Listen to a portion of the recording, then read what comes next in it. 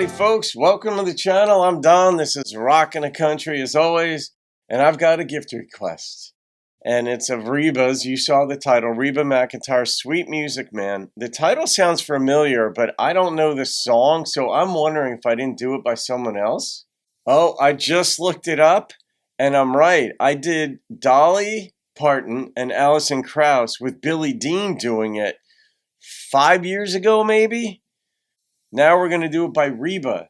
And Scott Powell made a gift to the channel for me to do this. So Scott, thank you for this. If you want to know how to make a gift to the channel, I get the songs up within a day, sometimes 2 days depending on my schedule, but I get them up very quickly, assuming they fit the channel's theme. But Scott made a gift for me to do this. Thank you for that. And the information's in the description box if you want to make a gift to the channel. It's pretty simple. It's PayPal or Vivo, and the suggested gift is $25. In any case, here's what Scott said. Time for another go-around. You mentioned songs that could be sung by either a man or a woman. How about a song that a man made a hit out of that was truly meant for a woman to sing? Reba's Sweet Music Man. So great. You sent me a link, Scott, and that link was to Vivo. And I'm going to watch the video, but it's going to be blocked. Vivo is virtually always blocked on the channel, so just be forewarned. If it's able to be uploaded, fine. If it can't be, I will re-upload it with the audio only.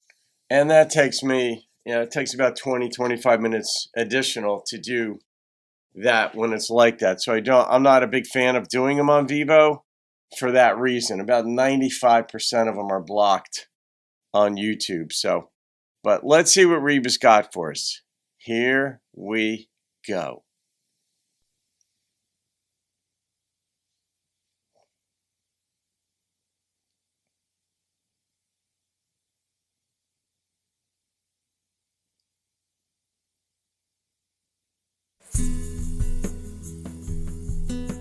Sing a song, sweet music man,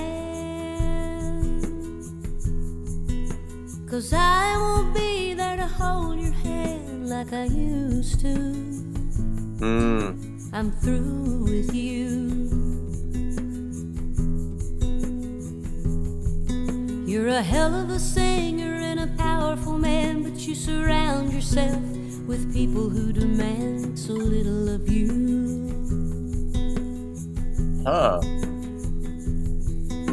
You touched my soul with your beautiful song. You even had me singing along right with you. You said I need you. Then you changed the words and added harmony. Then you sang the song you had written for me to someone new.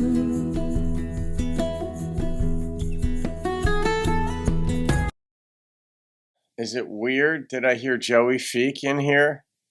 Like, she's not singing it, but Reba's voice, there are inflections in here that way more than once already, and we're only in a minute and a half into it. Reminds me of Joey.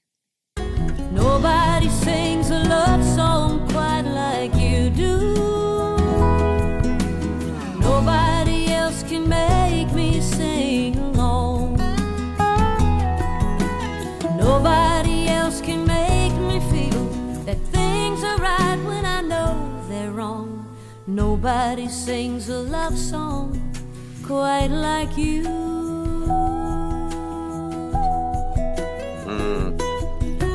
Sing your song, sweet music man. You travel the world with a 6-piece band that does for you what you ask them to. You try to stay young, but the songs you sung to so many people have all begun to come back on you. What a composition this is. Song, sad music man. Now he's sad. You're making your living doing one-night stands. They're through with you. They don't need you.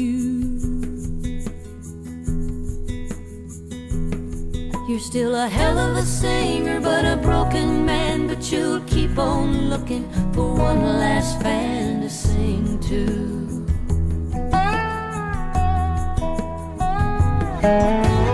Nobody sings a love song quite like you do. Nobody else can make me sing along. Nobody else can make me feel that things are right when I know they're wrong. Nobody sings a love song quite like you.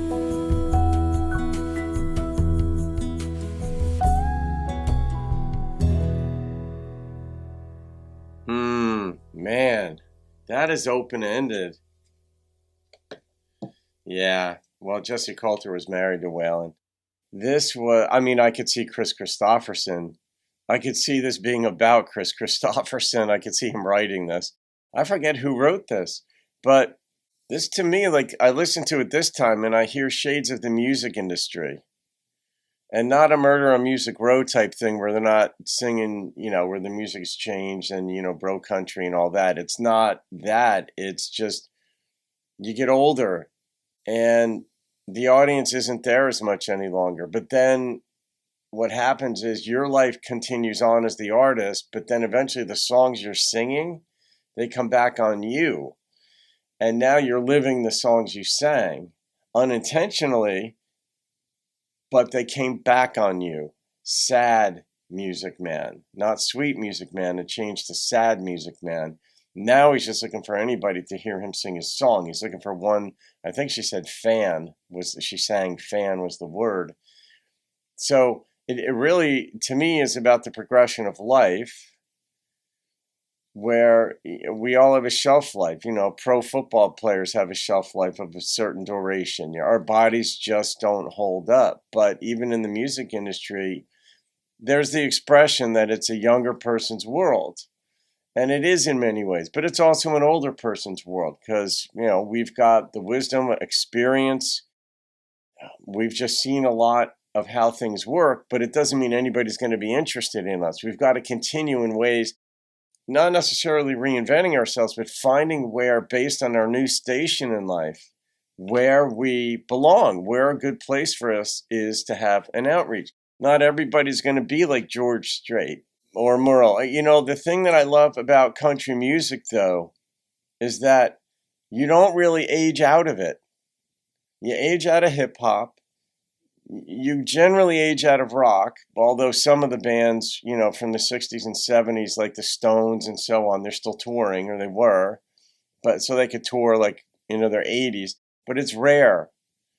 In country, whatever it is about country, Vince Gill is going to be singing 30 years from now. You know, you don't age out. There's a respect, there's a love for these people as people, but generally speaking, the world can leave you behind if you don't continue to find your niche or have good songs. But he has a fan in her. But she referred to him as a sad music man. And unless I'm missing something, it does, to me, it has to do with the dynamic of being an artist, a musician. Now, earlier in the song, it was a heck of a line. It made me think about, you know, you're doing this and people don't demand much of you. And it's like, well, maybe they should have. Like, I know when I played sports, the coaches who got the most out of me worked me hard. They were not easy on me. They said things that were just wrong sometimes, but they got the most out of me. And I'm somewhat rebellious. I'm very agreeable under normal circumstances, but when I played sports, I was very aggressive, and I needed a coach to ride me and channel that in the right direction and just keep my head about me. And that's kind of tough when you're a teenager or an early 20-year-old. So maybe in the song, he needed somebody who demanded a lot from him and his career would have gone longer. I'm not sure, but that's why I say it's obviously tied to the music business, but what part of it? But really good choice, Scott. I mean, Alison Krauss's voice just always comes back into my ear. because it was Dolly and Allison and then Billy Dean, who was the artist who got me into country music in the first place. Billy Dean was. All right, I'm going to rate this song because Reba just sang it beautifully. I mean, sometimes she just shocks me at how beautiful her voice can be. And the number, I got to go with the number that first struck me, and it's a 9.3. It's the second song in a row that I did. I think that was a 9.3. So, hey, whatever number pops into my head, pops into my head. So, Scott, thank you for that, my friend. Man, I'm going to have to just look at the lyrics and see what I get out of it. It was almost like poetry. So, all right, guys, hope you enjoyed that. Have a great day. See you on another video and keep rocking the country.